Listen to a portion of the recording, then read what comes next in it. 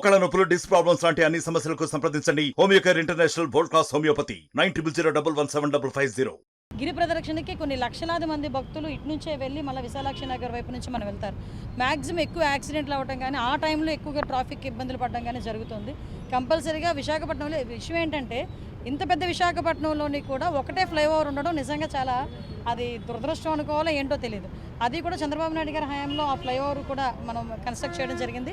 ఆ రోజు ఆ ఫ్లైఓవర్తో పాటు విశాఖపట్నం నుంచి శ్రీకాకుళం మధ్యలో మించుగా 7 ఫ్లైఓవర్లు కట్టడానికి ఆ రోజు ప్రపోజల్స్ కూడా ఉన్నాయి.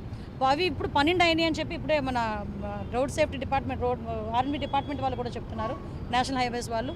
విషయం ఏంటంటే ఈ 12 ఫ్లైఓవర్స్కి కూడా జస్ట్ ఎస్టిమేషన్ వేసి వాళ్ళు రెడీగా ఉన్నారు. ఇక దాని విషయంలో కూడా గవర్నమెంట్ వాళ్ళతో మాట్లాడాలి. కంపల్సరీ కొన్ని ఫ్లైఓవర్స్ కూడా మనం మెయింటైన్ చేసుకోవాలి. ఫర్దర్గా ఇక్కడ ట్రాఫిక్ ఇబ్బంది లేకుండా చేసుకునే పరిస్థితి అయితే చాలా క్లియర్గా ఉండాలి. రాబోయే కాలంలో డెఫినెట్గా ట్రాఫిక్ ఎస్పెషల్లీ వైజాగ్ ట్రాఫిక్ మీద దృష్టి పెట్టుకొని అదే ఒక రివ్యూ కూడా చేసుకుంటాం.